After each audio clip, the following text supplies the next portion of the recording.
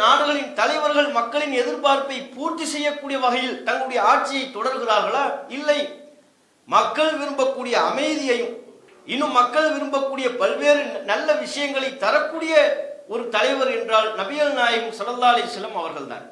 1400 ஆண்டுகளுக்கு முன்பே உண்மையிலே அல்லாஹ்வின் தூதர் அவர்கள் இறைவனால் தேர்வு செய்யப்பட்டு இறைவனின் புறத்திலிருந்து பல்வேறு வகை செய்தி, இறைவனின் புறத்திலிருந்து பல்வேறு செய்திகள் வழங்கப்பட்ட நபிகள் நாயகம் அவர்கள் ஒரு தீர்க்க தரிசன தலைவர். இன்றைக்கு நாம் சந்திக்கக்கூடிய பல்வேறு பிரச்சனைகளுக்கு தக்க தீர்வை வழங்கியவர். இன்றைய நவீன உலகு எந்தெந்த விஷயங்கள் எல்லாம் தோல்வியை தழுவி நிற்கிறது, இன்றைய நவீன உலகு எந்தெந்த பிரச்சனைகளை எல்லாம் தீர்க்க முடியாமல் சிக்கி திணறி கொண்டிருக்கிறதோ, மூச்சு விடக்கூட முடியாமல் திணறி கொண்டிருக்கிறார்களோ அத்தனை பிரச்சனைகளிலேயும் நபிகள் நாயகம் ஸல்லல்லாஹு அலைஹி வஸல்லம் அவர்கள் தீர்வை வழங்குகிறார்கள். அந்த மக்களுக்கு எது தேவையோ அந்த நல்லவற்றை வழங்குகிறார்கள். அவர்களுக்கு தேவையான நிம்மதியான வாழ்வை உறுதி செய்கிறார்கள். எப்போது? இப்போதல்ல, 1400 ஆண்டுகளுக்கு முன்பே. அதனால்தான் அல்லாஹ் ரப்புல் ஆலமீன் நபிகள் நாயகம் ஸல்லல்லாஹு அலைஹி வஸல்லம் அவர்களை பற்றி திருக்குர்ஆனில் குறிப்பிடுகின்ற பொழுது அல்லதீன யத்தபிஊன ரசூலன் நபியல் உம்மிய, இவர்கள் இந்த முஸ்லிம்கள் எப்படிப்பட்ட தூதரை பின்பற்றுகிறார்கள் தெரியுமா? உம்மி, எழுத தெரியாது, படிக்க தெரியாது, உம்மி தூதரை இவர்கள் பின்பற்றுகிறார்கள். அல்லதி யஜிதுனஹு மக்தூபன் இந்தஹும் ஃபித் தௌராத், இவர்கள் தௌராத்தில் இந்த தூதரை பற்றி எழுதப்பட்டிருப்பதை பார்க்கிறார்கள். வல் இன்ஜீல், மேலும் இன்ஜீல் என்கிற அந்த வேதத்திலேயும் இந்த தூதரை பற்றி எழுதப்பட்டிருப்பதை பார்க்கிறார்கள். நபிகள் நாயகத்தை பற்றி தௌராத் என்கிற வேதத்திலும் குறிப்பிடப்பட்டிருக்கிறது, இன்ஜீல் என்கிற வேதத்திலேயும் முந்தைய வேதங்கள்ல குறிப்பிடப்பட்டிருக்கிறது. அதை இவர்கள் காண்கிறார்கள். இந்த தூதரினுடைய குணங்கள் எப்படிப்பட்டது, பண்புகள் எப்படிப்பட்டது? யஅமுருஹும் பில் மஅரூஃப், நன்மையை இவர் ஏவுகிறார். வ யன்ஹாஹும் அனில் முன்கர், தீமையை விட்டு மக்களை தடுக்கின்றார். நல்லவற்றை ஏவுகிறார், தீயவற்றை தடுக்கின்றார். வ யுஹில்லு லஹுமுத் தய்யிபாத், தூய்மையானவற்றை இந்த மக்களுக்கு ஹலால் அனுமதிக்கப்பட்டவையாக ஆக்குகின்றார். வ யுஹர்ரிமு அலைஹிமுல் ஹபாயிஸ், அசுத்தமானவைகளை, வெட்கக்கேடானவற்றை, அருவருப்பானவற்றை இந்த தூதர் மக்களுக்கு ஹராம், இவையெல்லாம் விலக்கப்பட்டது என்று தடை செய்கிறார். அது மட்டுமல்ல, வ யதஉ அன்ஹும் இஸ்ரஹும், மக்களின் சுமைகளை இவர் இறக்கி வைக்கிறார். மக்களை என்னென்ன சுமைகள் எல்லாம் அழுத்தி கொண்டிருக்கிறதோ, எந்தெந்த பாரம் எல்லாம் மக்களை அழுத்தி கொண்டிருக்கிறதோ அத்தகைய சுமைகளை, அத்தகைய பாரங்களை இந்த தூதர் அவர்களிடமிருந்து இறக்கி வைக்கின்றார். வல் அக்லால் அல்லதி கானத் அலைஹிம், அவர்களின் மீது விலங்கிடப்பட்டிருக்கக்கூடிய விலங்குகளையும் உடைத்தெறிகிறார். நபிகள் நாயகத்தின் பணியை பற்றி அல்லாஹ் சொல்கிறான், இவர் வெறும் தூதர் அல்ல, வெறும் உம்மி தூதர் மட்டுமல்ல, இவரை பற்றி முந்தைய வேதங்களில் இருக்கிற தௌராத்தில் இருக்கிறது, இன்ஜிலில் இருக்கிறது. இவர் மக்களுக்கு நல்லதை ஏவுவார், தீயதை தடுப்பார், அசுத்தமானவைகளை ஹராம் என்பார், தூய்மையானவைகளை ஹலால் என்பார்.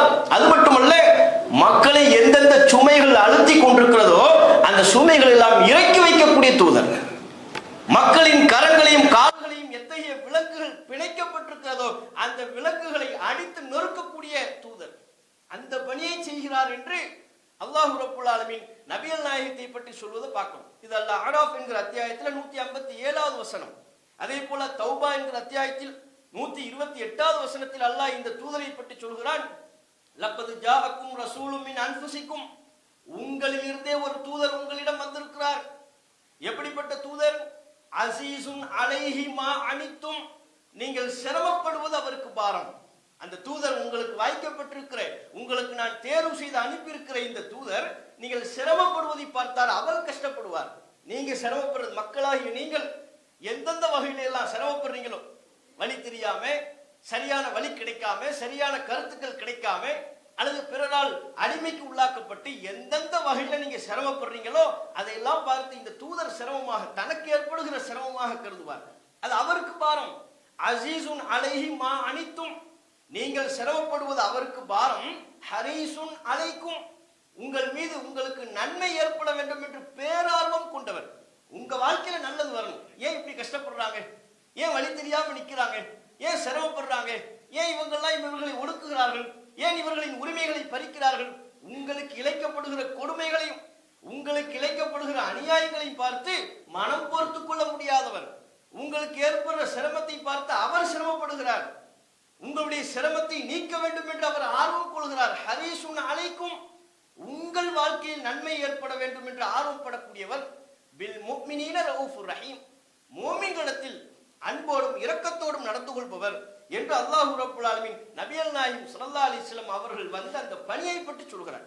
அப்ப அல்லாஹ் எந்த கால சூழ்நிலையில் எப்படிப்பட்ட தூதரை எந்தெந்த பணிகளை கொடுத்து அனுப்புகிறான். மக்கள் எல்லாம் கஷ்டப்பட்டுக்கிட்டு இருக்கிறாங்க, சிரமப்பட்டுக்கிட்டு இருக்கிறாங்க, வழி தெரியாமல் திக்கி திணறி கொண்டிருக்கிறார்கள்.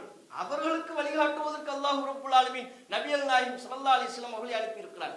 மக்களை அழுத்தி கொண்டிருந்த சுமைகளை இறக்கி வைத்ததாக, அதற்காகவே இந்த தூதர் அனுப்பப்பட்டிருப்பதாக அல்லாஹ் சொல்கிறான். ரசூலுல்லாஹ் இறக்கி வச்சாங்க. வெறும் ஒரு வார்த்தை அல்ல, அலங்கார சொல்லல்ல, வெற்றி கவர்ச்சிக்காக வேண்டி சொல்லப்பட்ட வார்த்தை அல்ல. நீங்கள் இஸ்லாமிய வரலாற்றை பார்த்தால், நபிகள் நாயகம் ஸல்லல்லாஹு அலைஹி வஸல்லம் அவர்களின் வரலாற்றை பார்த்தால், அதற்கு முந்தைய கால சூழ்நிலையில் இருந்து நபிகள் நாயகம் வந்து என்னென்ன புரட்சிகளை செய்தார்கள், என்னென்ன பணிகளை செய்தார்கள் என்று பார்த்தால், அது நாள் வரையிலையும் மக்காவில் உள்ள, மதீனாவில் உள்ள, இன்னும் அந்த அரேபிய தேசத்தை சுற்றிலும் உள்ள மக்கள் என்னென்ன விலங்குகளால் அடிமைப்படுத்தப்பட்டிருந்தார்களோ அத்தனையும் நபிகள் நாயகம் ஸல்லல்லாஹு அலைஹி வஸல்லம் அவர்கள் உடைத்தார்கள். எந்தெந்த சுமைகளால் அவர்கள் அழுத்தப்பட்டிருந்தார்களோ அத்தனை சுமைகளையும் நபிகள் நாயகம் ஸல்லல்லாஹு அலைஹி வஸல்லம் அவர்கள் இறக்கி வைத்தார்கள். இன்னைக்கு அதான் இருக்கு. காலத்தால் தான் நம்ம பிந்தி இருக்கிறோமே ஒழிய, அன்றைய காலகட்டத்தில் நபிகள் நாயகம் ஸல்லல்லாஹு அலைஹி வஸல்லம் அவர்கள் சந்தித்த பிரச்சனைகள், அதற்கு நபிகள் நாயகம் சொன்ன தீர்வுகள் அனைத்தும் இன்றைக்குள்ள இந்த நவீன காலகட்டத்திலையும் நபிகள் நாயகத்தின் அறிவுரையும் நபிகள் நாயகத்தின் வழிகாட்டுதலும் தேவையாக இருக்கிறது. இன்னைக்கு ரசூலுல்லாஹ் தேவையற்ற ஒரு தலைவர் அல்ல, அதிக தேவை உள்ள ஒரு தலைவர். உலகத்தில் உள்ள எந்த தலைவரை காட்டிலும் நபிகள் நாயகம் ஸல்லல்லாஹு அலைஹி வஸல்லம் அவர்களின் கருத்துக்களும் அவர்களின் போதனைகளும் இன்றைக்குள்ள காலகட்டத்தில் அதிகம் தேவை. தவிர்க்க முடியாத ஒரு தலைவர் நபிகள் நாயகம் ஸல்லல்லாஹு அலைஹி வஸல்லம் அவர்கள். வெறும் அரேபிய தேசத்திற்கு அனுப்பப்பட்ட தலைவர் அல்ல, ஒரு குறுநிலத்திற்கு அனுப்பப்பட்ட ஒரு தலைவர் அல்ல, இன்னும் குறிப்பாக சொல்ல வேண்டும் என்றால் முஸ்லிம்களுக்கு மட்டும் அனுப்பப்பட்ட தலைவர் அல்ல, சர்வதேச தலைவர். நபிகள் நாயகம் ஸல்லல்லாஹு அலைஹி வஸல்லம் அவங்க உலகத் தலைவர், உலகத் தலைவர்களெல்லாம் வியக்குகின்ற உலகத் தலைவர். அப்படியான வழிமுறைகளை நபிகள் நாயகம் அவங்க சொல்லியிருக்கிறாங்க. நீங்க பாருங்க, மனித உரிமை ஆணையம், ஐநா சபை மனித உரிமைகளை எல்லாம் வரையறுத்தது. எப்போ அவங்க மனித உரிமைகளை வரையறுக்கிறாங்க? அதற்கு முந்தைய காலகட்டம் நீண்ட நெடுங்காலமா பேசினாலும் 1948 தான் உலகளாவிய மனித உரிமை பிரகடனத்தை அவங்க வெளியிட்டாங்க. ஒரு பெரிய பல்வேறு அறிக்கைகள், பல்வேறு செய்திகள், பல்வேறு கருத்துக்களை உள்ளடக்கி, இதெல்லாம் உலகளாவிய மனித உரிமை பிரகடனம். இந்த உலகத்தில் உள்ள எங்கு வாழ்கிற மக்களாக இருந்தாலும் அவங்களுக்கெல்லாம் இந்த உரிமை உண்டு என்று பல உரிமைகளை வரையறுத்தார்கள். இப்படி உரிமைகளை, மனித உரிமைகளை வரையறுத்து அதை ஒரு பிரகடனமாக அவர்கள் அறிவிப்பு செய்த காலம் இது 1948. அந்த பிரகடனத்தில் என்னென்ன விஷயங்கள் சொல்லப்பட்டிருக்கிறதோ அவை அனைத்தையும் ஒன்று விடாமல் அதைவிட சிறந்த முறையில், அதைவிட பன்மடங்கு விஷயங்களை கவனித்து நபிகள் நாயகம் ஸல்லல்லாஹு அலைஹி வஸல்லம் அவர்கள் 1400 ஆண்டுகளுக்கு முன்பே பிரகடனத்தை வெளிப்படுத்தி விட்டார்கள்.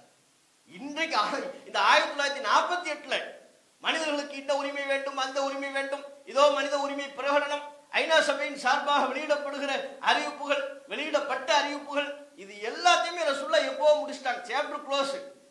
இவன் உட்கார்ந்து இந்த என்னென்ன பிரச்சனைக்கு இப்ப புதுசா யோசிச்சுக்கிட்டு இருக்கிறானோ இதுக்கெல்லாம் நபிகள் நாயகம் எப்போதும் தீர்வு சொல்லி விட்டார்கள். அந்த மனித உரிமை பிரகடனத்துல ஃபர்ஸ்ட் என்ன இருக்கும் தெரியுமா? உயிர் வாழ்கிற உரிமை. கருப்பனோ வெள்ளையனோ, குட்டையோ நெட்டையோ, ஆணோ பெண்ணோ, பணக்காரனோ ஏழையோ, யாரா இருந்தாலும் சரி, அவன் எந்த தேசத்தில் இருந்தாலும் சரி, அவனுக்கு உயிர் வாழ்கிற உரிமை உண்டு. அவன் உயிரை பறித்து விடக்கூடாது. அவன் இந்த தேசத்தில் எந்த மூலையில் இருந்தாலும் அவனுக்கு உயிர் வாழ்வதற்குரிய உரிமை உண்டு. இதுதான் மனித உரிமை பிரகடனத்துல வெளிப்படுத்தப்பட்ட பல விஷயங்கள்ல முக்கியமான விஷயம். இந்த உயிர் வாழ்கிற உரிமை அவர்களால் வெளியிடப்பட்ட பிரகடனத்துல இருக்கும், பேப்பர்ல இருக்கு, யதார்த்தத்தில் இருக்கா? எல்லாருக்கும் உயிர் வாழ்கிற உரிமை உண்டு, பேப்பர்ல இருக்கு. யதார்த்தத்தில் அந்த உயிர் வாழ்கிற உரிமை எங்கே இருக்கிறது? எல்லோருக்கும் உயிர் வாழ்கிற உரிமை இருக்கிறது என்றால் காசாவில் உள்ள குழந்தைகள் ஏன் கொத்து கொத்தாக கொல்லப்படுகிறார்கள்? அங்குள்ள பெண்கள் ஏன் கொல்லப்படுகிறார்கள்? இந்த ரமலான் மாதத்திலும் கூட அவர்கள் நோன்பு திறக்கிறார்கள், இரவு தொழுகையில் ஈடுபடுகிறார்கள். எங்கு? பாலடைந்த கட்டிடங்களுக்கு மத்தியில் இருந்து கொண்டு, நம்மை போன்ற சுதந்திரமான அழகுபடுத்தப்பட்ட பள்ளிவாசல்களில் இருந்து கொண்டல்ல, வெட்ட வெளியில். எப்போது எப்போது வேண்டுமானாலும் விமானங்கள் பறக்கலாம், எப்போது வேண்டுமானாலும் நம்மின் மீது போர் தொடுக்கலாம், யுத்தங்களை தொடுக்கலாம், நம்மின் மீது குண்டுகளை துளைக்கலாம் என்கிற அச்சத்தோடு வெட்டவெளியில் நின்று கொண்டு கட்டிட இடிபாடுகளுக்கு மத்தியில் இரவு தொழுகையை நிறைவேற்றுகிறார்கள். கட்டிட இடிபாடுகளுக்கு மத்தியில் நோன்பை திறக்கின்றார்கள். அப்ப அந்த காசாவில் உள்ள குழந்தைகளுக்கும் பெண்களுக்கும் முதியவர்களுக்கும் அங்குள்ள அப்பாவி மக்களுக்கும் உயிர் வாழ்கிற உரிமை ஏன் இல்லை? நீங்க தான் 1948 வெளியிட்டீங்கல்ல, உயிர் வாழ்கிற உரிமை எல்லாருக்கும் உண்டு, காசாவில் உள்ள குழந்தைகளுக்கு ஏன் இல்லை? இல்லையே. ரோஹிங்கியா முஸ்லிம்களுக்கு இருந்ததா? இல்லை.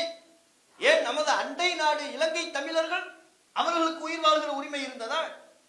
இப்போது நாம் சொன்ன இந்த பகுதியில் எல்லாம் ஈராக்ல, ஆப்கானிஸ்தான்ல, சிரியாவில், அலப்போல, காசாவில, இலங்கையில இந்த பகுதியில் உள்ள மனிதர்கள் அவர்கள் எந்த மதத்தை சார்ந்தவர்களாக இருந்தாலும், இந்துவோ முஸ்லிமோ கிறிஸ்தவரோ எந்த மதமாகவும் இருக்கட்டும், அவர்கள் உயிர் வாழ்கிற உரிமை ஏன் பறிக்கப்பட்டது? அப்படி பறிக்கப்பட்ட பொழுது ஐநா தலையிட்டு செய்த விஷயம் என்ன? குற்றவாளிகள் தண்டிக்கப்பட்டார்களா? இழந்துவிட்ட உயிர்கள் ஒன்றா இரண்டா? ஆயிரக்கணக்கிலா? லட்சக்கணக்கில். அப்ப உயிர் வாழ்கிற உரிமை அனைவருக்கும் உண்டு என்று பேப்பர்ல வரையிருக்கிறாங்க. நிஜத்துல இல்லை. நிஜத்துல அவன் அதிகாரம் உள்ளவன் வல்லாதிக்க நாடுகள் தான் விரும்பிய நபர்களை வேட்டையாடுகிறான். ஐநா சபை வேடிக்கை பார்க்கிறது. ஒட்டுமொத்த உலக நாடுகளும் வேடிக்கை பார்க்கிறது. நபிகள் நாயகம் ஸல்லல்லாஹு அலைஹி வஸல்லம் அவர்கள் வெறும் பேப்பர்ல எழுதி வச்சுட்டு போன தலைவர் அல்ல, செயல்படுத்தி காட்டிய தலைவர். இறுதி பேருரையில் நபிகள் நாயகம் சொன்னார்கள், இன்ன திமாஅக்கும் அம்வாலுக்கும் ஹராமுன் அலைக்கும், உங்களுடைய உயிர்களும் உங்களுடைய பொருளாதாரமும் உங்களுக்கு ஹராம், புனிதப்படுத்தப்பட்டு விட்டது. கஹுர்மத்தி யௌமிக்கும் ஹாதா ஃபி ஷஹரிக்கும் ஹாதா ஃபி பலதிக்கும் ஹாதா, இந்த மக்கா நகரம் எவ்வளவு புனிதமோ, இந்த துல்ஹஜ் மாதம் எவ்வளவு புனிதமோ, இந்த துல்ஹஜ் மாதத்தின் 10ஆம் நாள் எவ்வளவு புனிதமோ, அதுபோன்று உங்கள் ஒவ்வொருவரின் உயிரும் புனிதம், உங்கள் அனைவரின் பொருளாதாரம் புனிதம், உங்கள் அனைவரின் மானம் புனிதம். உயிரை, உடைமைகளை, மானத்தை புனிதம் என்று நபிகள் நாயகம் ஸல்லல்லாஹு அலைஹி வஸல்லம் அவர்கள் அறிவிப்பு செய்தார்.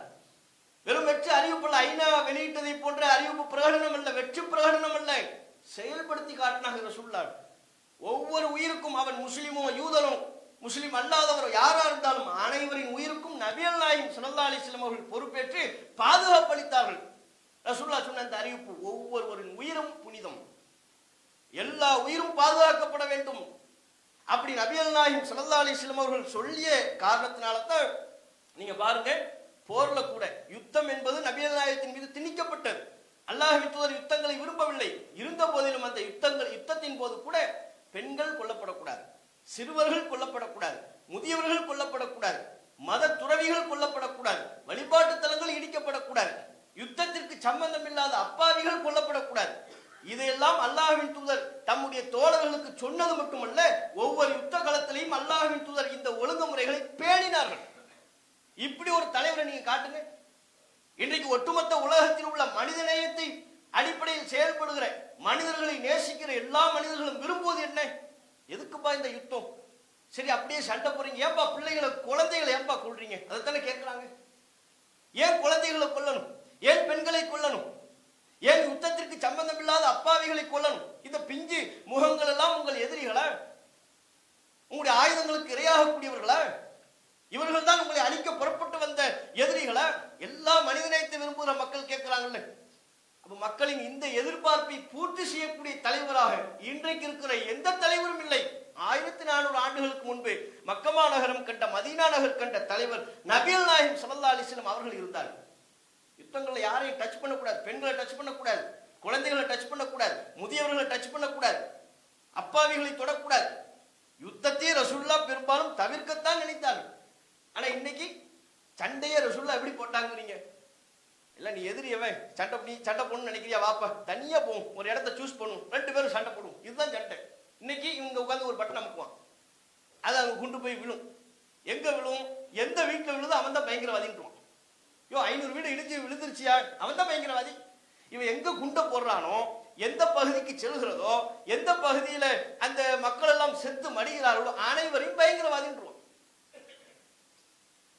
அப்ப அங்கு இரையாக்கப்படுவது, குறிவைக்கப்படுவது யாரு? அப்பாவிகள் தானே. இதை பத்தி தட்டி கேட்கறதுக்கு எந்த தலைவரும் இல்லையே. இதை ஒழுங்குமுறைப்படுத்துவதற்கு யாரும் பேப்பர்ல தான் இருக்கு உயிர் வாழக்கூடிய உரிமை. யதார்த்தத்தில் இல்லையே. நபிகள் நாயகம் அந்த உரிமையை நிலைநாட்டினார்கள். மக்கா வெற்றி கொள்ளப்பட்டுருச்சு, போனாங்க ரசூலுல்லாஹ் போனாங்க. பாருங்க, மக்கா வெற்றி கொள்ளப்பட்ட அந்த பொழுது ரசூலுல்லாஹ் உள்ள நுழையிறாங்கன்னா எப்படி உள்ள நுழைஞ்சாங்க? கம்பீரமான ஒரு தலைவராக, வெற்றி வாகை சூடிய தலைவர்களின் வரலாற்றை எல்லாம் பாருங்கள், எப்படி உள்ளே நுழைவார்கள்.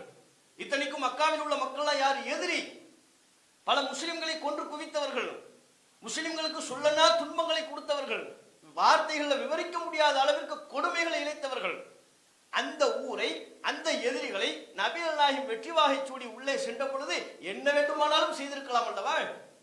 துவம்சம் பண்ணியிருக்கலாம் ஊரை. காபாவை மட்டும் விட்டுட்டு மற்ற எல்லாத்தையும் அடிச்சு காலி பண்ணியிருக்கலாம்ல, பண்ணல. எல்லாருக்கும் பொது மன்னிப்புண்டாங்க. ஒரு தலைவரை காட்டுங்க, இப்படி ஒரு ஊரை வெற்றி கொண்டதற்கு பிறகு அனைவருக்கும் பொது மன்னிப்பு வழங்கப்படுகிறது. அந்த அனைவரும் எப்படிப்பட்ட நபர்களா இருக்கணும்?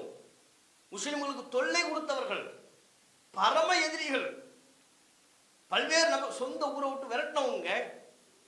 நீங்க மன்னிப்பீங்களா? அப்படி உங்க சொந்த ஊரை விட்டு கொஞ்சம் கூட இறக்கம் காட்டாம நீங்கள் அங்கே வைத்திருக்கிற சொத்து பத்துக்களை எல்லாம் பிடுங்கி விட்டு உங்களை விரட்டிய ஒரு ஊரு, அந்த ஊருக்கு நீங்க திரும்ப வெற்றி கொண்டு ஒரு பெரிய அதிகாரத்தோடு உள்ள நுழைறீங்க, மன்னிப்பீங்களா? மன்னிக்கிற மனப்பக்குவம் ஒரு ரசூலுல்லாஹ் மன்னித்தாங்க ஒரு ஆட்சி தலைவராக. அதான் உயிர் வாழ்கிற உரிமை. உயிர் வாழ்கிற உரிமை பேப்பர்ல இல்ல, செயல் வடிவத்தில் காட்டினாங்க. தனக்கு அதிகாரம் இருந்தும், அவர்களை தண்டிப்பதற்கு தக்க காரணம் இருந்தும் இல்லை, உயிர் வாழ்கிற உரிமை உங்களுக்கு உண்டு, பொது மன்னிப்பு வழங்கப்படுகிறது என்று நபிகள் நாயகம் ஸல்லல்லாஹு அலைஹி வஸல்லம் அவர்கள் சொன்னார். இன்றைக்கு அகதிகள் எல்லாம் எப்படி நடத்தப்படுகிறார்கள்? அகதிகள், ஒரு நாட்டில் யுத்தம் நடக்கும், அந்த யுத்தத்தின் போது எப்படியாவது தன்னை காப்பாற்றிக் கொள்ள முடியுமா, தன் பிள்ளைகளை காப்பாற்றிக்க முடியுமான்னு ஓடுவான், ஒதுங்குவான்.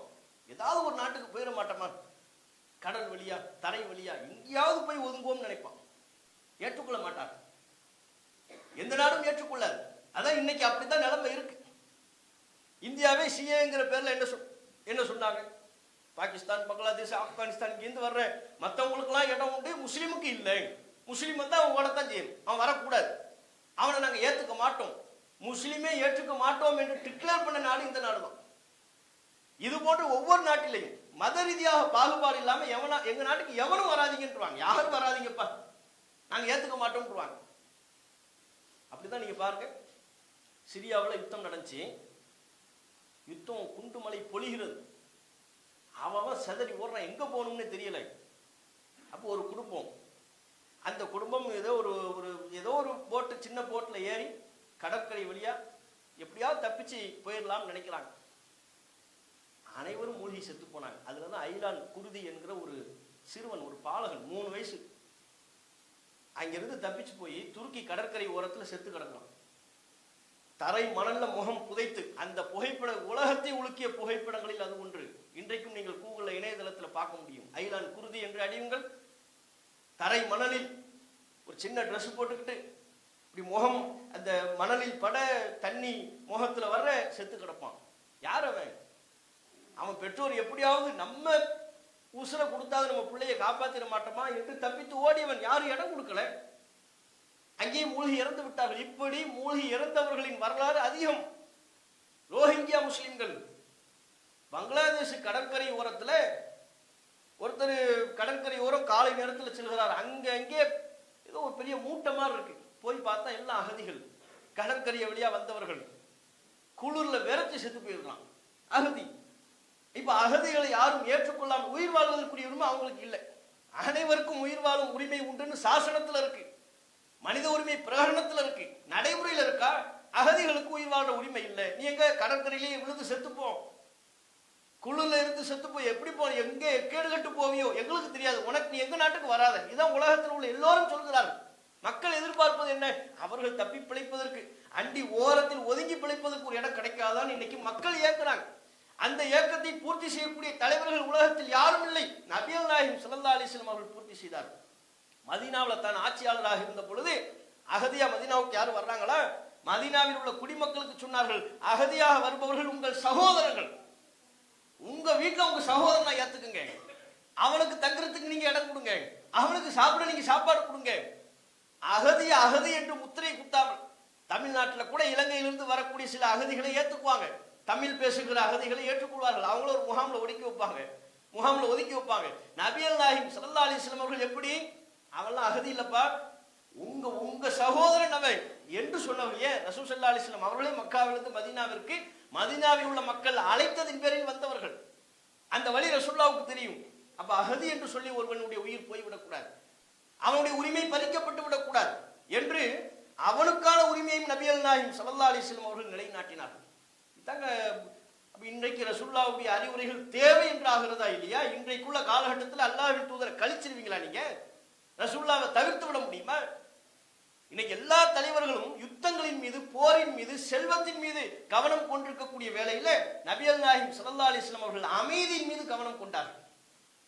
மனித உயிர் போகக்கூடாது, அமைதி ஏற்படும். அந்த அமைதி பேச்சுவார்த்தைக்கு என்னுடைய அந்தஸ்தை நான் குறைத்துக் கொள்வதற்கு தயார். இதான் ரசூலுல்லாஹ்வுடைய தலைமைத்துவ பண்பு. ஹுதைபியா உடன்படிக்கையை எடுத்து பாருங்கள். புகாரில 2734 ஹுதைபியாவுக்கு ரசூலுல்லாஹ் போறாங்க. எங்க? மதீனாவிலிருந்து மக்காவிற்கு 1400 சஹாபாக்கள், கிட்டத்தட்ட 1500 பேர், அவ்வளவு பேரோட உம்ராவுக்கு போறாங்க. குர்பானி கொடுப்பதற்குரிய பலிப்பிராணிகள் எல்லாம் அழைத்து சென்றார்கள். ஹுதைபியா என்னும் இடத்தில் தடுக்கப்பட்டு விட்டார்கள். ஏன்? மக்காவில் உள்ளவர்கள் சொல்கிறார்கள், உம்ராவுக்கு நாங்கள் விட மாட்டோம், எங்க ஊருக்கு விட மாட்டோம். மக்காவில் உள்ள இணை வைப்பாளர்கள் யுத்தம் செய்வதற்கு தயாராகிறார்கள். நபிகள் நாயகம் ஸல்லல்லாஹு அலைஹி வஸல்லம் அவர்கள் ஹுதைபியா என்கிற அந்த இடத்திலே உட்கார்ந்துருங்க, ஏதாவது ஒன்று பார்த்துக்கணும், என்ன நம்மளை விட மாட்டேங்கிறாங்க. 1400 பேர், 1500 பேர். அந்த நேரத்தில் நீங்க அந்த பின்னணி எப்படிப்பட்ட பின்னணினா, ரசூலுல்லாஹ் வலிமை குறைந்தவர்களா அங்க போகல, பத்ர் யுத்தத்தை கண்டாயிற்று. மதீனாவுக்கு வந்து ஹிஜ்ரி 2லயே பத்ர் யுத்தம், ஹிஜ்ரி 3ல உஹது, ஹிஜ்ரி 5ல அஹ்ஸாப் யுத்தம். பத்ர்ல மக்கா முஷ்ரிக்கீன்கள், இவன் தான் அங்கிருந்து மக்காவிலிருந்து இங்க வந்து சண்டை போட்டான், பத்ர்ல வந்து சண்டை போட்டான். ரசூலுல்லாஹ் வெற்றி வாகை சூடினார்கள். உஹதும் கிட்டத்தட்ட அதே எதிரிகள், கொஞ்சம் பேலன்ஸா இருந்துச்சு. அஹ்ஸாப்ல மக்காவில் உள்ள முஷ்ரிக்கீன்கள் ஒட்டுமொத்த எதிரிகளையும் திரட்டி கொண்டு, முஸ்லிம்களை கருவறுக்கணும், முகமது விடக்கூடாது, யூதர்களை கூட்டு சேர்க்கிறான், ஏனைய குரூப்புகளை கூட்டு சேர்க்கிறான், பல கிளை பிரிவுகளை கூட்டு சேர்த்து அஹ்ஸாப் என்கிற கூட்டுப்போர், அந்த யுத்தத்துக்கு பேர் என்ன? கூட்டுப்போர். அந்த போர் நடைபெற்றது. அதுல நபிகள் நாயகம் வெற்றி கொண்டார்கள் அல்லாஹ்வின் உதவியால். பல யுத்தங்களை வெற்றி கொண்டதற்கு பிறகுதான் ஹுதைபியாவுக்கு போறாங்க. ஹிஜ்ரி 6, 2ல பத்ர், 3ல உஹது, 5ல அஹ்ஸாப், 6ல ஹுதைபியா உடன்படிக்கை. பல யுத்தங்களை வெற்றி கொண்டதற்கு பிறகு போன என்ன கான்ஃபிடன்ட்ல இருப்பாங்க ரசூலுல்லாஹ். ஆனா நீங்க ரசூலுல்லாஹ்வுடைய செயல்பாடுகளை பாருங்க, அந்த ஹதீஸை படிச்சு பாருங்க. ரசூலுல்லாஹ்வுடைய கவனக்குள்ள எந்த உயிரும் பெறக்கூடாது, அதுலதான் கவனம். உட்கார்ந்து இருக்கிறாங்க, தடுக்கப்பட்டிருக்கிறாங்க, அவன் விட மாட்டேங்கிறான். 4-5 தூதுவர்கள் வந்து பேசி பார்க்கிறாங்க. ரசூலுல்லாஹ் சொல்லிட்டாங்க, உட்காரும் முறை சொல்லிட்டாங்க, இந்த இணை வைப்பாளர்கள் என்னிடம் அமைதிக்கான, காபாவை கண்ணியப்படுத்தும் எந்த ஒப்பந்தத்தை, சமாதான ஒப்பந்தத்தை கேட்டாலும் அதுல சைன் போட நான் தயார்ட்டாங்க ரசூலுல்லாஹ். அதுல நான் சைன் போடுறேன். காபாவின் கண்ணியம் காக்கப்பட வேண்டும். அப்படியான ஒப்பந்தத்தை, ஒரு சமாதான ஒப்பந்தத்தை என்னிடம் வேண்டினால் அதற்கு உடன்படுவதற்கு நான் தயார் அப்படின்னு சொல்லிட்டு உட்கார்றாங்க. சஹாபாக்கெல்லாம் சேர்ந்து ரசூலுல்லாஹ்ட்ட பையத்து கொடுத்துட்டாங்க. அல்லாஹ்வின் தூதரே, வெறுங்கையோடு திரும்பி, இப்ப என்ன ஆனாலும் சரி, பையத்து ரில்வான், என்ன ஆனாலும் சரி, எங்க உயிரை விலை கொடுக்க நாங்க தயாரா இருக்கிறோம், 2ல 1 பார்த்துருவோம்னு பையத்து கொடுத்து உட்கார்ந்துட்டாங்க. ரசூலுல்லாஹ் 1400 பேரும் உட்கார்ந்துட்டாங்க. அப்ப பாருங்க, மக்கள் பலம் இருக்கு. கூப்பிட்டா மதீனாவிலிருந்து இன்னும் ஆட்கள் வருவதற்கு தயாரா இருக்கிறார்கள். அல்லாஹ்வின் தூதரை பணிந்து போக வேண்டிய அவசியமே இல்லை. ஆனா நீங்க பாருங்க, அந்த ஒப்பந்தம் எப்படி நடைபெற்றது. எதிரிகள் தரப்பிலிருந்து 4-5 பேர் வந்தாங்க, ரசூலுல்லாஹ்வை சீண்டி பார்த்தாங்க, கோபம் ஊட்டுறாங்க. உருவா வந்தார். உருவா அப்போது எதிரியாக இருந்தார், பிற்காலத்தில் இஸ்லாத்துக்கு மாறினார். அவர் பேச்சு வரும்போது வாளை வச்சுக்கிட்டு ரசூலுல்லாஹ் தாடிய அப்படியே சீன்றது. எப்படி இருக்கும் முஸ்லிம்களுக்கு? எப்படி இருக்கும் ரசூலுல்லாஹ்வுக்கு? எப்படி இருக்கும்? மதீனாவில் ஆட்சியாளருங்க ரசூலுல்லாஹ், மதீனாவில் ஆட்சியாளர் இங்க காபாவுக்கு எங்களை விடுங்கன்னு வந்து உட்கார்ந்து இருக்கிறாங்க, வாளை வச்சுக்கிட்டு ரசூலுல்லாஹ் தாடியை சீண்டிக்கிட்டு இருக்கலாம். எல்லாம் பொறுமையா இருந்தாங்க ரசூலுல்லாஹ். அவ்வளவு பொறுமையின் சிகரம். பொறுத்தது மட்டும் இல்லாம கடைசியா ஒருத்தர் வந்தார், சுஹைல்ங்கிறவர் பேச வந்தார். அப்பதான் ரசூலுல்லாஹ் சொன்னாங்க, சுஹைல்னா இலகுவானவர் அர்த்தம். சுஹைல் வர்றாரு, உங்க விஷயம் இனிமே இலகுவாயிரும் அப்படின்னாங்க. அவரும் எதிரிதான், எதிரி தரப்புல தான் இருந்தார். பேச வரும்போது சரி, ஏன்னா அவங்க அங்குள்ளவங்களை கன்வின்ஸ் பண்ணிட்டு தான் வர்றாரு. இப்போ அவர் முகமது கேட்கறதுல ஒரு அர்த்தம் இருக்கு, நம்ம ஒரு சமாதான ஒப்பந்தத்துக்கு போயிடுவோம், நான் போய் ஒப்பந்தத்தை எழுதிட்டு வர்றேன்னு வர்றாரு. ஒப்பந்தம், முகமதை ஒப்பந்தம் எழுதிடுவோம், 2 பேரும் ஒரு சமாதான ஒப்பந்தத்துக்கு வருவோம், போடுங்க. அப்புறம் ரசூலுல்லாஹ் வாசகம் சொல்றாங்க, பிஸ்மில்லாஹிர் ரஹ்மானிர் ரஹீம், அளவற்ற அருளாளர் நிகரற்ற அன்புடைய அல்லாஹ்வின் திருப்பெயரால். இதுலயே ஆரம்பிக்கும் வில்லங்கம். அது என்ன ரஹ்மான்னு எழுதுறீங்க, அது என்ன ரஹீம்னு எழுதுறீங்க, அதையெல்லாம் எழுதிங்க. ரஹ்மான் ரஹீம்னா எங்களுக்கு தெரியாது. பிஸ்மிக் அல்லாஹும்ம, அல்லாஹ் உன்னுடைய பெயரால், அவ்வளவுதான் எழுதணும். அதுலயே விளக்கம். ஏன்னா அவன் அல்லாஹ்வை அறிந்திருந்தான். அல்லாஹ் அளவற்ற அருளாளன் என்பதை அறியவில்லை. அளவற்ற அருளாளன் என்பதை அவன் அறிஞ்சிருந்தா அவன் லாத்து உசா சிலைகள்கிட்ட போய் கேட்க போறான்? அவன் அறியலை. ரசூல்லா பார்த்தாங்க, சரி பிஸ்மிக் அல்லாஹும்மன்னு எழுதுங்க, முதல் விஷயம். அடுத்து மின் முஹம்மதின் ரசூலில்லாஹி ஹாதா மா காதா முஹம்மதுன் ரசூலுல்லாஹி, அல்லாஹ்வின் தூதராகிய முஹம்மது எழுதி கொள்ளும் ஒப்பந்தமாவது. மேல பிஸ்மில்லா எழுதியாச்சு. அல்லாஹ்வின் தூதர் முஹம்மது எழுதி கொள்ளும் ஒப்பந்தமாவதுன்னு ஆரம்பிக்கும் போது என்னது அல்லாஹ்வின் தூதரா, அதையும் அடிங்கிறான். அல்லாஹ்வின் தூதர்னு ஏத்துக்கிட்டா நாங்க ஏன் உங்களை தடுக்க போறோம்? நீங்க அல்லாஹ்வின் தூதர் என்பதை நாங்கள் ஒப்புக்கொண்டிருப்போமையானால் மா சததுனாக்க அணில் பைத்தி, காபத்துல்லாவுக்கு வரவிடாம உங்களை தடுக்க மாட்டோமே. எங்க பிரச்சனையே என்ன? நீங்க அல்லாஹ்வின் தூதர் இல்லைங்கிறது தான். அது இருக்கக்கூடாது, எழுது அழிங்க அப்படிங்கிறாங்க. ரசூலுல்லாஹ் அப்படியா, சரி அதையும் அழிச்சிடுவோம். அப்ப சொன்னாங்க, நீ அழித்தாலும் நீ மறுத்தாலும் நான் அல்லாஹ்வின் தூதர் தான், அதில் எந்த பொய்யும் இல்லை. நீ முகமது பின் அப்துல்லானே எழுதிக்க. அப்துல்லாவின் மகன் முகம்மது, அப்துல்லாவின் மகன் முகம்மது. ரெண்டாவது விஷயம் விட்டு கொடுக்குறாங்க ரசூலுல்லாஹ். அடுத்து மூணாவது, இந்த வருஷம் நீங்க வந்துட்டீங்கல்ல, இப்ப அப்படியே திரும்பி ரிட்டர்ன் போயிடணும். இப்போ உம்ராவுக்குலாம் நாங்க அலோட் பண்ண மாட்டோம், அடுத்த வருஷம் தான் அலோட் பண்ணுவோம். எப்படி பாருங்க, 1500 பேர் வந்து வச்சிருக்கிறாங்க, மதீனாவில் கூப்பிட்டு ஆள் வரதுக்கு தயாரா இருக்குது. ஆனா சொல்றாங்க, அவன் சொல்றான் இந்த வருஷம் நாங்க அனுமதிக்க மாட்டோம், நீங்க ரிட்டர்ன் போங்க. ரசூலுல்லாஹ் நினைச்சிருந்தா என்னது இந்த வருஷம் அனுமதிக்க மாட்டியா, கிளம்புங்கப்பா, எடுங்க மதீனாவுக்கு தகவல் கொடு, ஆளை வர சொல்லு, ரெண்டுல ஒண்ணு பாத்துருவோம். ஏன் ஆல்ரெடி பத்ர்ல பார்த்தவங்க தானே, உஹதுல பார்த்தவங்க, அஹ்ஸாப்ல பார்த்தவங்க தான், பார்த்துரும், ரெண்டுல ஒண்ணு சொல்ல முடியும். அப்படியா, இந்த வருஷம் இல்லையா, சரி ஓகே அதையும் எழுது. இந்த வருஷம் இல்ல, எல்லாம் பலிப்பிராணியை கொண்டு வந்து வச்சிருக்கிறாங்க, இந்த வருஷம் இல்லைங்கிறாங்க. இந்த வருஷம் இல்லைன்னு முதல் விஷயத்துல கூட சஹாபாக்கள் அமைதியா இருக்கிறாங்க. ரெண்டாவது விஷயத்துல கொஞ்சம் ட்ரிக்கர் ஆகுறாங்க. ஏதோ அந்த முகமது ரசூலுல்லாஹ்ங்கிற அந்த வாசகத்தை அழிச்ச உடனே அலி போன்றவர்கள்லாம் கொஞ்சம் ட்ரிக்கர் ஆகுறாங்க. மூணாவது விஷயம், இந்த வருஷம் இல்லைன்னு உடனே அப்ப வெறுங்கையோட நம்மளை திரும்ப போக சொல்றாங்களா, சஹாபாக்கள் கோவம் வரும். அது என்ன இந்த வருஷம் இல்ல அடுத்த வருஷம் தான் அனுமதிப்போம்ங்கிறாங்க, சரி இல்லையேன்னு கொஞ்சம் சலசலுக்கு வருது. அடுத்து நாலாவது என்ன பாயிண்ட் சேர்க்கிறாங்க எதிரிகள்? சுஹைல் சொல்றார், முஷ்ரிக்குகள் தரப்பிலிருந்து, எங்கள் தரப்பிலிருந்து, மக்காவிலிருந்து யாராவது ஈமான் கொண்டு முஸ்லீம் ஆகி உங்ககிட்ட வந்தா அவரை நீங்க ஏற்றுக்கொள்ள கூடாது, எங்களிடமே திரும்ப ஒப்படைக்க வேண்டும். எப்படிப்பட்ட ஒரு நிபந்தனை பாருங்க. மக்காவிலிருந்து ரசூலுல்லாவை ஏற்று அங்க ஹிஜ்ரத் பண்ணி மதீனாவுக்கு வர்றார், ரசூலுல்லாஹ்ட்ட வந்தாங்கன்னா ரசூலுல்லாஹ் அவரை ஏற்றுக்கொள்ள கூடாதான், மக்காவுக்கு திருப்பி அனுப்பணுமா. சஹாபாக்களுக்கு கொந்தளிப்பு, கடும் கொந்தளிப்பு. இது என்ன, இது நம்மை நாடி வரக்கூடிய ஒரு முஸ்லீமை நாம திருப்பி அனுப்புவதா, இறை மறுப்பாளர்கிட்ட நம்ம திருப்பி அனுப்ப முடியுமா அப்படின்னு பேசிக்கிட்டு இருக்கிறாங்க. ரசூலுல்லாஹ் அதையும் சேர்த்து எழுதிக்கிட்டார். அப்படியாப்பா, சரிப்பா எழுதிக்க. எழுதுறதுக்கு முன்னால யார் ஒப்பந்தத்தில் பேசுகிறாரோ சுஹைல், அவருடைய மகன் வர்றார். சுஹைலுடைய மகன் அபூ ஜந்தல் கையில காலையில எல்லாம் விலங்கு தத்தி தத்தி வர்றாரு, ஏன் முஸ்லிமாய் வர்றாரு. அப்ப ரசூலுல்லாஹ் சொன்னாங்க, ரிக்வெஸ்ட் பண்ணாங்க, அபூ ஜந்தல் வந்துட்டாரு, நாங்க எடுத்துக்கிறோம் ஒப்பந்தத்தை, இனிமே நம்ம பார்த்துக்குவோம். ஏன்னா ஒப்பந்தம் எழுதி முடிக்கல. தன்னுடைய மகன் அபூ ஜந்தல் வருவதை பார்த்த உடனே சுஹைல் சொல்றாரு, இந்த ஒப்பந்தத்தை அபூ ஜந்தலிடம் இருந்தே நாம் ஆரம்பிப்போம். எப்படி பாருங்க, ரசூலுல்லாஹ் சொன்னாங்க, இன்னும் ஒப்பந்தம் எழுதி முடிக்கலையேங்க, சைனே பண்ணலையே, ஒப்பந்தம் எழுதி முடிக்கலையா, அபூ ஜந்தல் மட்டும் விட்டுருங்க, நீங்க எழுதுங்க, அடுத்தது நம்ம அதை ஃபாலோ பண்ணுவோம். இப்பெல்லாம் ரசூலுல்லாஹ் பேச வேண்டிய அவசியமே இல்லை. பேசினாங்க, இல்ல இல்ல அபூ ஜந்தலிடம் இருந்தே ஆரம்பிப்பது, இல்லைன்னா சொல்லுங்க ஒப்பந்தத்தை டிராப் பண்ணிடுவோம். சுஹைல் சொல்கிறார், இல்லை என்றால் ஒப்பந்தத்தை டிராப் பண்ணிடுவோம், அவரை நீங்க ஒப்படைச்சிடும். அவருடைய நிலையை பார்த்துட்டு முஸ்லீம்கள் எல்லாம் கொந்தளிக்கிறாங்க. அவர் ரசூலுல்லாஹ் யோசிச்சுக்கிட்டு இருக்கிறாங்க. அபூ ஜந்தல் சொல்றாரு, முஸ்லீம்களே என்னை இணை வைப்பாளர்கள் ஒப்படைக்க போறீங்களா, என் நிலையை நீங்க பார்க்கலையா, அல்லாஹ்வுடைய பாதையில் நான் பட்ட துன்பங்களை நீங்கள் கவனிக்கவில்லையா கேட்கிறாரு. அப்படி கேட்டும் நபிகள் நாயகம் ஸல்லல்லாஹு அலைஹி வஸல்லம் அவர்கள் வேறு வழி இல்லாம இந்த ஒப்பந்தத்தை எப்படியேனும் நல்ல விதமாக முடித்தாக வேண்டும், இது சீர்குலைந்து விடக் கூடாது என்பதற்காக வேண்டி சரி எழுதிக்கிங்கன்ட்டாங்க. அபூ ஜந்தலையும் திரும்ப ஒப்படைப்பது. அவர் பார்த்தார், இந்த இறை மறுப்பாளர்கிட்ட நான் என்னை ஒப்படைக்க மாட்டேன்னு தப்பிச்சு போயிட்டார், அது வேற, அவர்கிட்ட அகப்படாம தப்பிச்சு போயிட்டார். அப்போ ரசூலுல்லாஹ் அபூபக்கர் உமருக்குலாம் கடும் கோபம். உமர் ரசூலுல்லாஹ்ட்ட வந்து பேசுறாங்க, அல்லாஹ்வின் தூதரே, அது நாள் வரையிலும் அல்லாஹ்வின் தூதரிடம் அப்படி அவர் பேசியதில்லை. அப்படி பேசுகிறார்கள் உமர் அவர்கள்.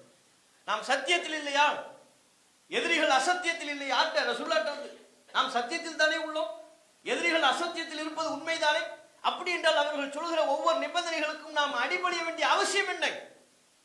அறிவிக்குள் அல்லாஹ்வின் தூதர் இதெல்லாம் ஏத்துக்கொள்ள முடியாது டிக்ளேர் பண்ணுங்க, நடக்கிறத பார்ப்போம் நாங்க. அப்படின்னா என்ன யுத்தம் பாத்துருவோம், 2ல 1. ரசூலுல்லாஹ் சொன்னாங்க, இல்ல இல்ல இது நான் செயல்படல, அல்லாஹ் எனக்கு இப்படித்தான் வழிகாட்டுறான், அமைதியா இருங்கன்னாங்க. அபூபக்கர் வந்தார்கள், அவர்களுக்கும் அதே பதில். அபூபக்கர்ட்ட போய் கேட்கும்போது அபூபக்கர் அவர்கள் ரசூலுல்லாஹ் சொன்ன பதிலை போலவே சொன்னார். உமர் அவர்கள், உமர்லாம் அடக்க முடியல, அவ்வளவு கோபம். இங்க நாம் கவனிக்க வேண்டியது, இத்தனை நிபந்தனைகளுக்கும் உடன்பட்டு நபிகள் நாயகம் ஸல்லல்லாஹு அலைஹி வஸல்லம் அவர்கள் அந்த அமைதி பேச்சுவார்த்தையை நடத்தினார்களே, அதனுடைய ரிசல்ட் என்ன? அல்லாஹ் சொன்னா, இன்னா ஃபதஹ்னா லக ஃபத்ஹம் முபீனா, நபியே உமக்கு மகத்தான வெற்றியை தந்து விட்டோம்னா. ஹுதைபியா உடன்படிக்கை பார்த்த தோல்வி, ஃபெயிலியர், சஹாபாக்கெல்லாம் ஃபெயிலியர்ங்கறாங்க. அல்லாஹ் சொல்கிறான் மகத்தான வெற்றி. ஏன்? இந்த ஹுதைபியா உடன்படிக்கை அன்றைக்கு மக்காவிலும் மதீனாவிலும் ஏராளமான முஸ்லிம்கள் உயிர் வாழ்வதற்கு அடித்தளம் விட்டது.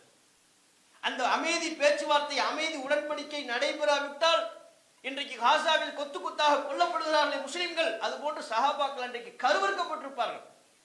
மக்காவில் உள்ள முஸ்லிம்கள் கருவறுக்கப்பட்டிருப்பார்கள், அழிக்கப்பட்டிருப்பார்கள்.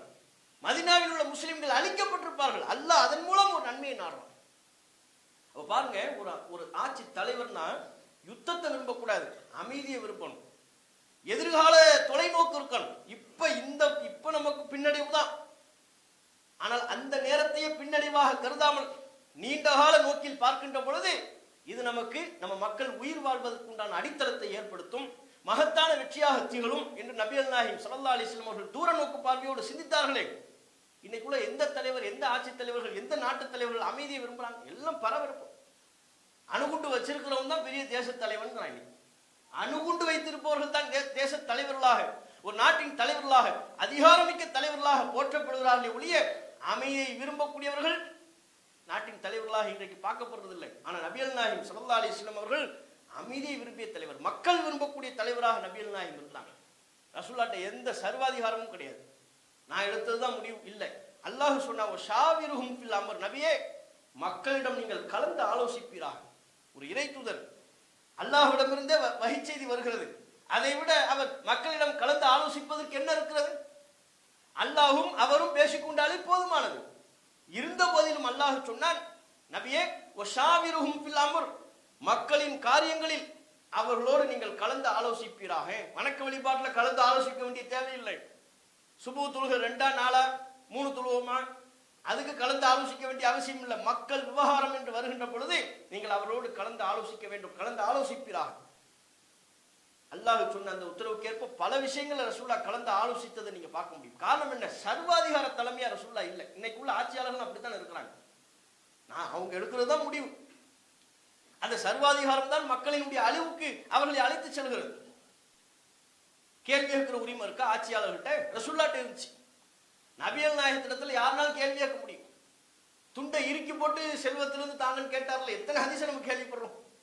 யாசகம் கேட்கிறாரு ரசூலுல்லாஹ்ட்ட, துண்டை போட்டு இறுக்கி, முகம்மதே அல்லாஹ் உமக்கு கொடுத்த செல்வத்திலிருந்து எனக்கு தர வேண்டியதை தாருங்கள் யாசகம் கேட்கிறது. இன்னைக்கு நம்ம கிட்ட யாசகம் கேட்டா கூட கொடுக்க மாட்டோம். வெளியே போயிட்டு இருக்கிறீங்க, நோம்பு திறந்துட்டு வெளியே போறீங்க, கழுத்துல துண்டை போட்டு இறுக்கி அல்லாஹ் உமக்கு கொடுத்த செல்வத்திலிருந்து எனக்கு தான் கேட்ட எவன்டா அது? கஷ்டப்பட்டு உழைச்சி சம்பாதிச்சு வச்சிருக்குது, அல்லாஹ் கொடுத்து கேட்கறது யாசகம். இதுல உனக்கு இவ்வளவு கொழுப்பா? அல்லாஹ் கொடுத்த செல்வம் ஒப்புக்கொண்டா கூட அவன் அப்படி பேசுறது ஏத்துக்குவோமா? நம்ம கிட்ட ஒரு சாமானிய நாமே அப்படி நம்ம கிட்ட அப்படி பேசுறதையும் நம்ம ஏத்துக்க மாட்டோம். ரசூலுல்லாஹ் ஏத்துக்கிட்டாங்க. சிரித்து கொண்டே சஹாபாக்களுக்கு உத்தரவிடுவாங்க, இவருக்கு தேவைப்பட்டதை எடுத்து கொடுங்க. திடீர்னு ஒருத்தர் வர்றாரு, ரசூலுல்லாஹ் ஹுனைன்ல இருந்து திருப்பி வர்றாங்க, மக்கள்லாம் கேட்கறாங்க, எங்களுக்கு தாங்க எங்களுக்கு தாங்கன்னு கேட்டு கடைசியில ரசூலுல்லாஹ் ஒரு மேல் துண்டு போட்டிருந்தாங்க. மேல் துண்டுலாம் ரசூலுல்லாஹ் முள்ளு மரத்துல சாச்சி, அந்த மேல் துண்டு முள்ளு மரத்துல சிக்கி மேலாடை இல்லாம ரசூலுல்லாஹ் நின்னாங்க. ஆதூனி ரிதாஇ, என்னுடைய துண்டை எனக்கு எடுத்து தாருங்கள் அப்படின்னு கேட்கறாங்க. எங்களுக்கு தர வேண்டியது தாங்கன்னாங்க. இப்படிலாம் எந்த ஆட்சியாளர்கிட்டயாவது கேட்க முடியுமா? எவ்வளவு சுதந்திரம், எவ்வளவு கருத்து சுதந்திரம் இருந்திருக்குது, எவ்வளவு ஆட்சியாளர், எந்த அளவுக்கு நபிகள் நாயகம் ஸல்லல்லாஹு அலைஹி வஸல்லம் அவர்கள் சர்வாதிகாரம் இல்லாத தலைமையாக நபிகள் நாயகம் செயல்பட்டிருக்கிறார்கள். பள்ளிவாசல்ல பயான் பண்றாங்க ரசூலுல்லாஹ். திடீர்னு ஒருத்தர் எழுந்திருக்கிறார். எழுந்து ரசூலுல்லாஹ்ட்ட கேட்கிறாங்க, அல்லாஹ்வின் தூதரே கால்நடைகள்லாம் செத்து போயிட்டு இருக்குது, ஒண்ணுமே இல்லை, ரொம்ப வறுமையா இருக்கு, மழைக்காண்டி துவா செய்யுங்கன்னாங்க. ரசூலுல்லாஹ் மழைக்காண்டி துவா செஞ்சாங்க. அவர் வெளியே போகும்போது மழை. அடுத்து அதே நபரோ வேற நபரோ, அல்லாஹ்வின் தூதரே மழையால் பெரிய பிரச்சனையா இருக்கு, பாதிப்பா இருக்கு, மழை விடுவதற்கு துவா செய்யுங்க. நடக்க முடியல, மழை விடுவதற்கு ரசூலுல்லாஹ் துவா செஞ்சாங்க. வெளியே போகும்போது மழை இல்லை. இதுல ஆன்மீக ரீதியா பல விஷயங்கள் இருந்தாலும் ரசூலுல்லாஹ் பாருங்க, பள்ளியில உரை நிகழ்த்தி கொண்டிருக்கும் போதே ஒருவர் எழுந்து ஒரு ஆட்சித் தலைவரிடம் கேள்வியை முன்வைக்க முடிகிறது. அதான் கருத்து சுதந்திரம். இன்னைக்கு அப்படி கேள்வி கேட்க முடியுமா? சும்மா மன்கி பார்த்து தில்கி பார்த்து மனசுல இருந்து பேசலாம். ஆடியோல பேசிக்கிட்டு இருப்பாங்களே ஒழிய மக்கள்கிட்ட பேசக்கூடிய தலைவர்களா இருக்கிறாங்களா? நபிகள் நாயகம் ஸல்லல்லாஹு அலைஹி வஸல்லம் அவர்கள் மக்கள்கிட்ட பேசக்கூடிய தலைவர். அல்லாஹ்வின் தூதர்கள் குடிமக்கள்கிட்ட முக்கிய பிரச்சனைகள்ல குடிமக்கள்கிட்ட ஆலோசனை கேட்டு அதன்படி நடந்த தலைவர். வஅம்ருஹும் ஷூரா பைனஹும், அவர்களுக்கு மத்தியில் அவருடைய காரியம் ஆலோசனையின் அடிப்படையில் தான் இருக்கும். அவங்க நினைச்சதை முடிவெடுக்கிறது. இன்னைக்கு அப்படித்தானே பல பிரச்சனை வருது. அவர் ஒரு நாட்டின் தலைவர், அவர் நினைச்சதை முடிவெடுக்கிறதுனால தானே பிரச்சனை. 500,000 செல்லாது திடீர்னு அறிவிக்கிறார். ரிசர்வ் பேங்க்ல உள்ளவங்க சொல்றான் எங்களுக்கு தெரியலங்கிறான். அப்ப யார்கிட்ட ஆலோசனை பண்ணார்? என்ற நிதி நிபுணர்கிட்ட ஆலோசனை பண்ணார்? இல்ல. இது ஒரு விஷயம். இது ஒரு உதாரணம்.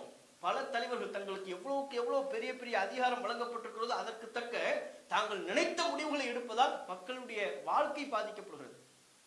இன்னைக்கு நாம பார்க்கிற பல யுத்தங்கள்லாம் யாருனால முடிவெடுக்கப்படுதுங்கிறீங்க? ஒற்றை தலைமை. அடிப்பணி அடின்றுவான். அவனுக்கு அந்த அதிகாரம் இருக்கு. ஏவுகணைகள் பறக்கின்றது. அவன் என்ன செய்ய, கீழே உள்ளவன் என்ன பண்ணுவான்? தனக்கு மேலிடத்திலிருந்து என்ன உத்தரவு வருகிறதோ அதை செய்யக்கூடியவர்களாகத்தான் கீழடியில் உள்ள மக்கள் பயிற்றுவிக்கப்பட்டிருக்கிறார்கள். ஏவுகணையை விடு, அவன் அடி, இவன் அடி. யுத்தங்கள், பல யுத்தங்கள் கூட இந்த சர்வாதிகார தலைமையின் மூலமாக ஏற்படக்கூடிய விளைவுகள். இதெல்லாம் நபிகள் நாயகம் ஸல்லல்லாஹு அலைஹி வஸல்லம் அவர்கள் கலைந்தார்கள்.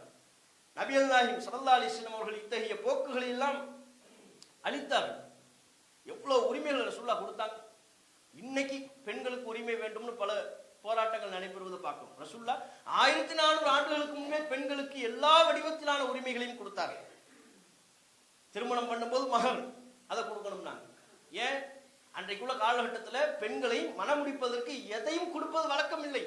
இஷ்டப்படி எடுத்துக்குவான் பெண்களை. வலா யஹில்லு லக்கும் அன் தரிசு நிஸாஅ கர்ஹா, அல்லாஹ் சொன்னான், பெண்களை வலுக்கட்டாயப்படுத்தி உங்களை நீங்கள் வாரிசாக்கி கொள்ளக்கூடாது, அவங்களை நீங்க எடுத்துக்கொள்ளக்கூடாது. வலா யஹில்லு லக்கும், அது உங்களுக்கு ஹலால் அல்ல, அனுமதியானதல்ல. இந்த வசனத்தின் மூலம் நபிகள் நாயகம் ஸல்லல்லாஹு அலைஹி வஸல்லம் அவர்கள் பெண்களுக்கான உரிமையை நிலைநாட்டினார். கல்யாணம் பண்றீங்களா, அடக்குமுறையில பெண்ணெல்லாம் எடுத்துக்கூடாது. அன்றைய காலத்துல பெண்கள் எந்த உரிமையும் மற்றவர்களா இருந்தாங்க. எப்படி டிஸ்கஸ் அவங்களுக்கு ஆத்மா இருக்கா இல்லையா? யாரு இந்த ஆண்கள்லாம் சேர்ந்து பெண்களை பத்தி பேசுவாங்களா, டிபேட் பண்ணுவாங்களா? அவங்க உயிர் இருக்கா, அவங்க ஆத்மா நம்மை போன்ற ஒரு மனித உயிரா, அவங்களுக்கு உரிமைகளை பத்திலாம் நம்ம யோசிக்கணுமா? அப்படி பேசிக்கொண்டிருந்தார்கள். அந்த காலகட்டத்தில் நபிகள் நாயகம் ஸல்லல்லாஹு அலைஹி வஸல்லம் அவர்கள் சொன்னார்கள், அவங்களை கல்யாணம் பண்ணும்போது மகர் கொடுக்கணும். அவங்க விருப்பம் இல்லாமல் அவங்களை கல்யாணம் பண்ணக்கூடாது. உன்னுடைய சொத்துல, நீ தந்தையா இருந்தாலும் மகனா இருந்தாலும் கணவனா இருந்தாலும், உன்னுடைய சொத்துல அந்த பெண்களுக்கு உரிமை இருக்கிறது. கணவனா இருந்தா அவள் மனைவி, உன் சொத்துல அவளுக்கு பங்கு இருக்கு. தந்தையா இருந்தா அவள் மகள், உன் சொத்துல அவளுக்கு பங்கு இருக்கு. மகனா இருந்தா தாய் என்கிற விதத்தில் அவளுக்கு பங்கு இருக்கிறது. எந்த விதத்துல பார்த்தாலும் அவளுக்கு பங்கு. அப்ப சொல்லுவாங்க, இவன் எதையுமே கொடுக்காம, இவ்வளவு ஆண்டு காலமா பெண்களுக்கு எதையுமே கொடுக்காம, இஸ்லாத்துல பெண்களுக்கு பங்கு கொடுக்குறீங்கன்னா ஆண்கள்ல பாதி தானே கொடுக்குறீங்க. ஏன்னா நீ எதையுமே கொடுக்காம இருந்தடா. நீ இத்தனை வருஷ காலமா பெண்களுக்கு சொத்தில் எந்த பங்கையும் கொடுக்காமல் இருந்த இவர்கள் 1400 ஆண்டுகளுக்கு முன்பே இஸ்லாம் கொடுத்த இந்த பங்கை, சமநீதி பங்கை, சரியான பங்கீட்டை குறை காண்றாங்க. ஆண்களுக்கு 2 மடங்கு கொடுக்கப்படுறதுக்கு என்ன காரணம்? அவனுக்கு செலவினங்கள் அதிகம். இஸ்லாமிய மார்க்கம் பெண்கள் மீது எந்த செலவினத்தையும் சுமத்தவில்லை. எல்லா செலவுகளையும் ஆண் பார்க்க வேண்டும் என்று சொல்கிறது. ஒரு வாதத்திற்கு அப்படி ஆண்களுக்கு கொடுக்கிறது தப்பு என்று வைத்துக் கொண்டால் கூட பெண்ணுக்கு 1 பங்கு, ஆணுக்கு 2 பங்கு. இந்த ஆணுக்கு வழங்கப்படுகிற 2 பங்கு எங்கே செல்கிறது? மீண்டும் பெண்ணோடு இணைந்து 3 பங்காக மாறுகிறது. அப்படித்தானே மாறுது. அவன் கணவனா இருக்கிறான்னு வைங்க, இந்த பெண்ணு மனைவியா இருக்கிறான், இவளுக்கு அவ வீட்டுல இருந்து 1 பங்கு, இவருக்கு 2 பங்கு அவர் வீட்டுல இருந்து. இந்த பெண்ணை இவங்க கல்யாணம் பண்ணும்போது இந்த 2 பங்கு, இந்த 1 பங்கு, 3 பங்கா மாறுதே. நீங்க எப்படி பார்த்தாலும் சரி, ஆண்களுக்கு 2 பங்குனா ஆண்கள் என்ன பெண்களை விட்டு தனித்து இருக்கிறார்களா? பெண்களோடு இணைந்தான் இருக்கிறார்கள். அவர்களுக்கு வழங்கப்படுகிற அவன் எந்த விதத்தில், அவன் மகனாகவோ தந்தையாகவோ அல்லது கணவனாகவோ எந்த விதத்தில் அவர்களுக்கு கூடுதல் பங்கு வழங்கப்பட்டாலும் பெண்ணோடு இணைந்து அந்த 2 பங்கும் பெண்களுக்கு தான் செலவிடப்படுகிறது. அப்படித்தான் மாறுது. இதெல்லாம் அல்லாஹ் கவனித்து எவ்வளவு நீதியா சட்டம் சொல்லி இருக்கிறான். நபிகள் நாயகம் ஸல்லல்லாஹு அலைஹி வஸல்லம் அவர்கள் பாருங்க, சொத்து உரிமையை கொடுக்குறாங்க, கல்வி உரிமையை கொடுக்குறாங்க, வழிபாட்டுத்தல உரிமையை கொடுக்குறாங்க, விவாகரத்து உரிமையை கொடுக்குறாங்க.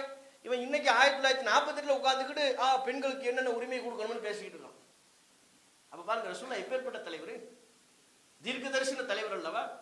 உலக தலைவர்களாம், உலகத்தில் உள்ள எல்லா நாடுகளும் பெண்களுக்கு உரிமையை கொடுக்க வேண்டும் என்று விரும்புகிற அத்தனை நாடுகளும் நபிகள் நாயகத்தின் இந்த வழிமுறையை போற்ற வேண்டும் அல்லவா?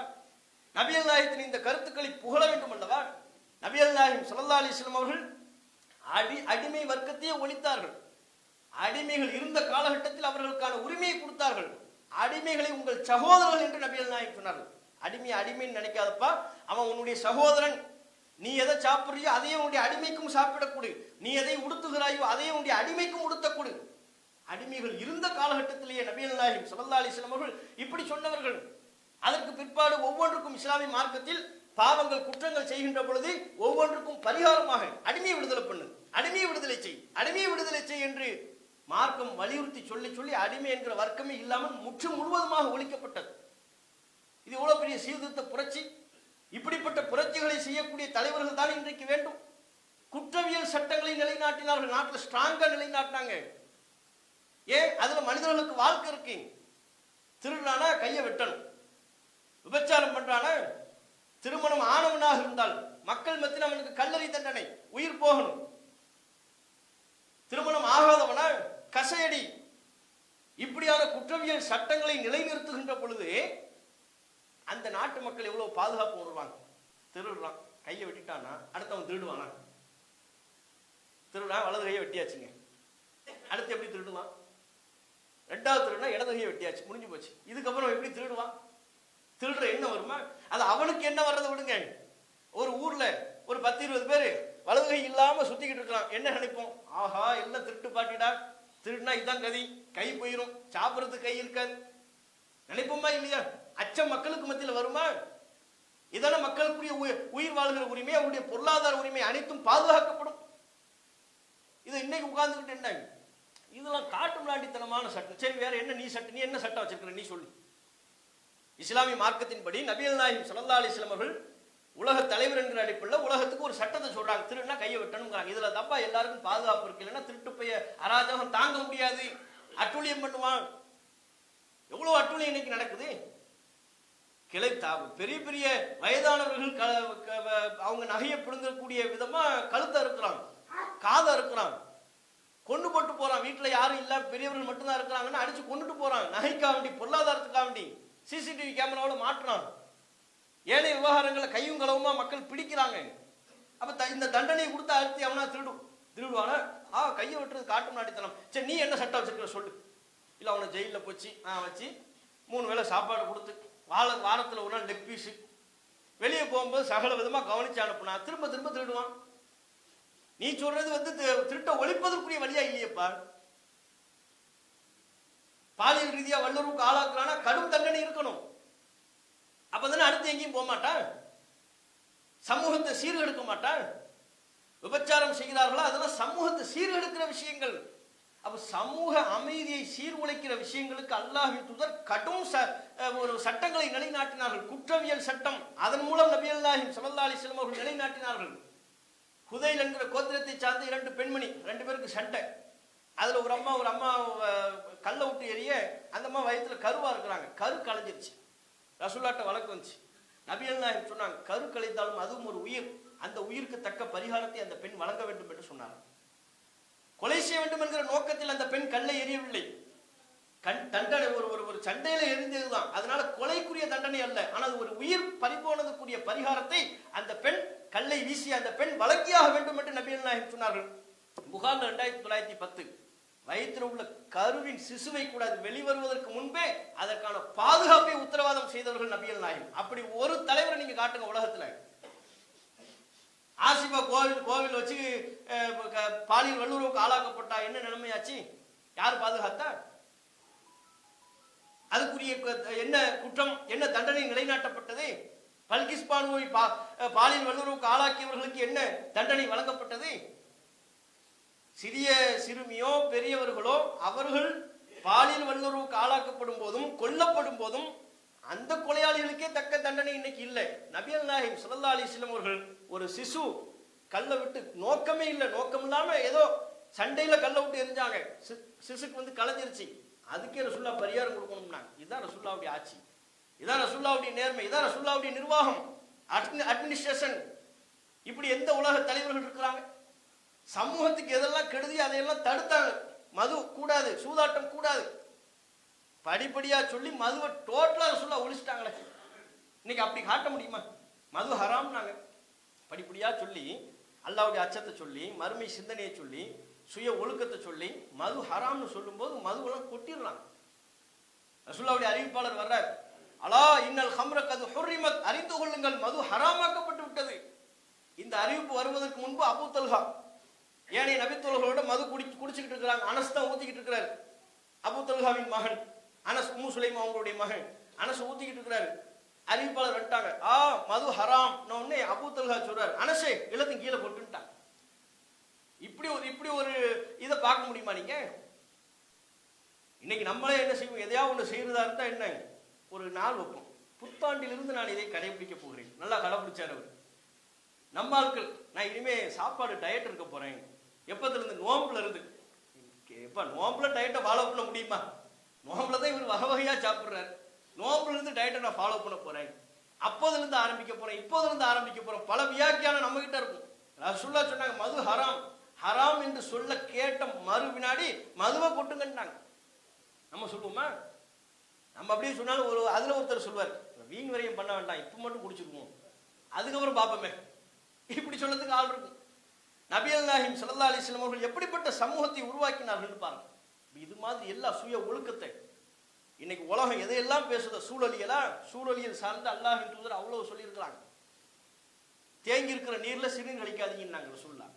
மக்களுக்கு நிழல் தரக்கூடிய மரத்தின் அடிவாரத்தில் மலம் ஜலம் கழிக்காதீர்கள் என்றார்கள் நபிகள் நாயகம் ஸல்லல்லாஹு அலைஹி வஸல்லம் அவர்கள். பாதையில் நின்று மக்களுக்கு தொல்லை தரும் விதமாக பேசாதீர்கள் என்றார்கள் நபிகள் நாயகம் ஸல்லல்லாஹு அலைஹி வஸல்லம் அவர்கள். மக்களுக்கு தொல்லை தரக்கூடிய பொருட்களை அகற்றுங்கள் என்றார்கள் நபிகள் நாயகம் ஸல்லல்லாஹு அலைஹி வஸல்லம் அவர்கள்.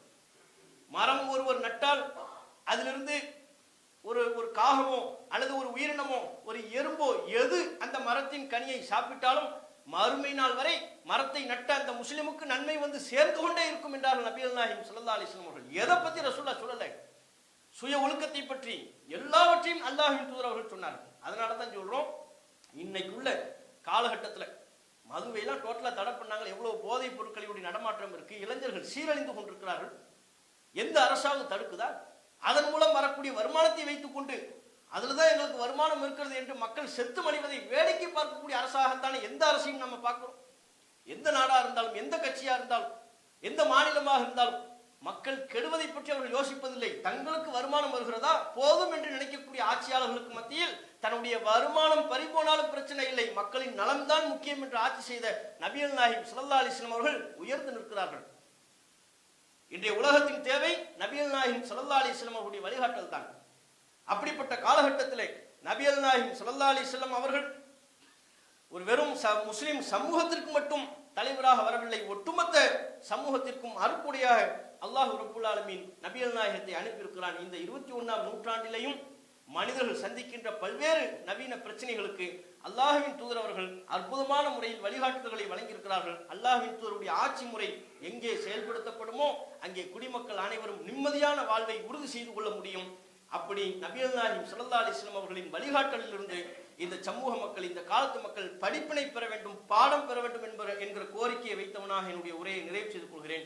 வாஹிர் தாவானா அல்ஹம்துலில்லாஹி ரப்பில் ஆலமீன். அஸ்ஸலாமு அலைக்கும் வரஹ்மத்துல்லாஹி வபரகாத்துஹு.